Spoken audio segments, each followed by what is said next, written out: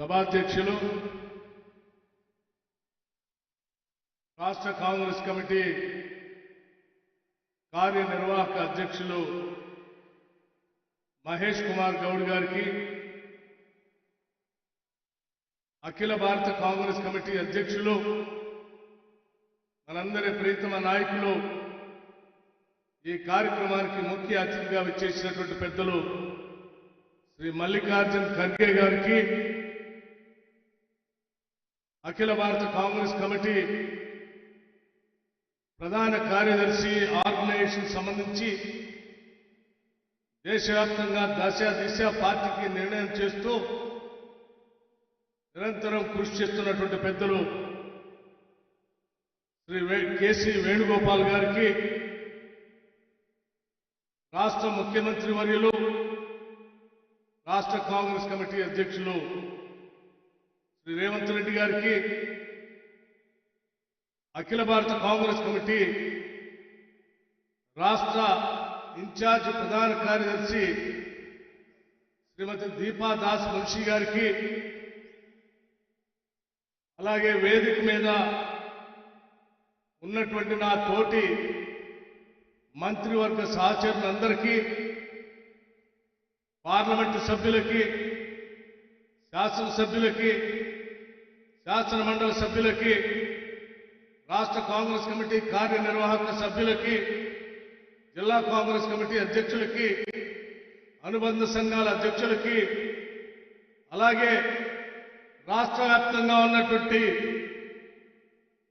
బూత్లో ఉన్నటువంటి అధ్యక్షులుగా అనేక వేలాదిగా తరలి వచ్చినటువంటి మీ అందరికీ ముందుగా నా హృదయపూర్వకమైనటువంటి నమస్కారాలతో కూడినటువంటి స్వాగతం పలుకుతా ఉన్నాం. మిత్రులారా,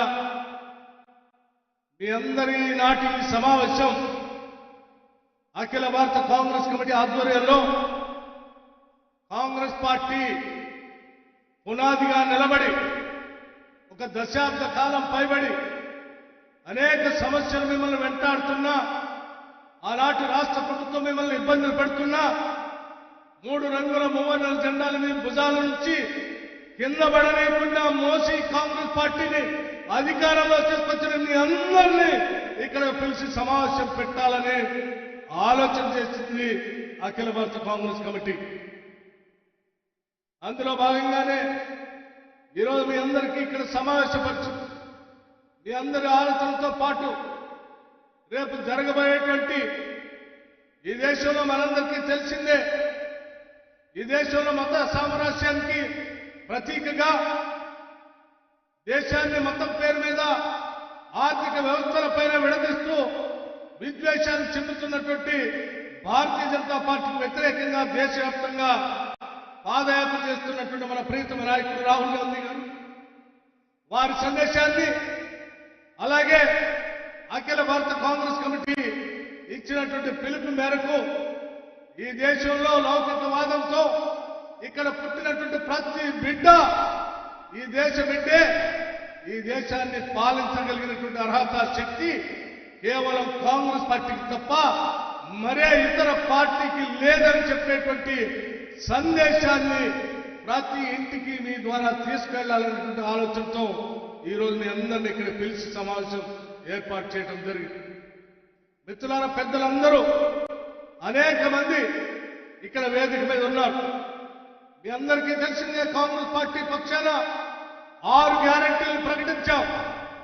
కాంగ్రెస్ పార్టీ పక్షాన ఇందిరమ్మ రాజ్యాన్ని తీసుకొని వస్తామని చెప్పాం. కాంగ్రెస్ పార్టీ పక్షాన ప్రజాప్రభుత్వాన్ని ఏర్పాటు చేస్తామని చెప్పాం.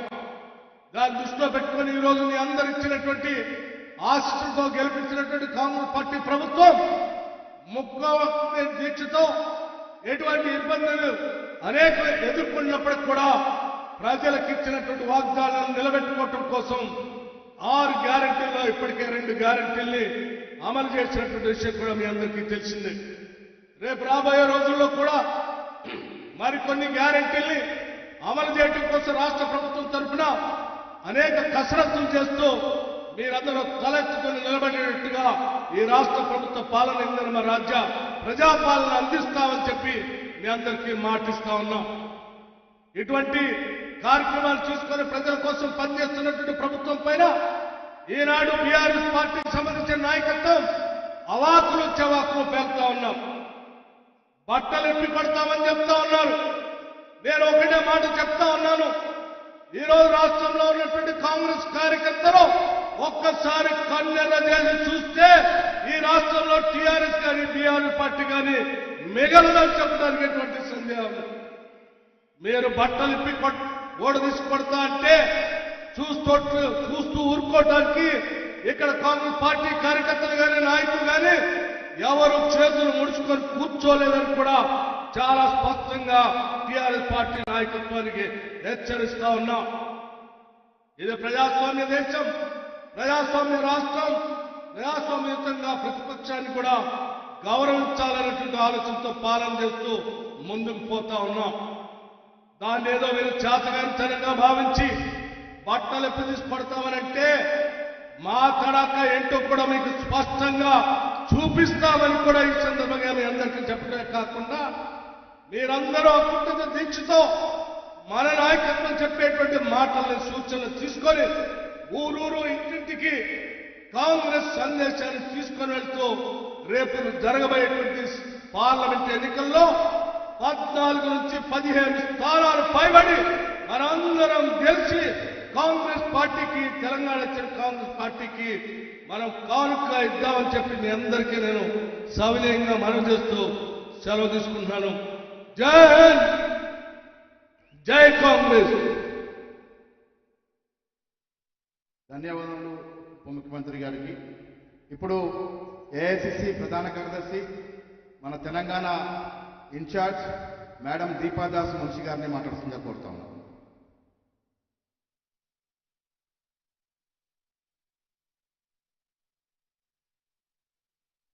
नमस्कार।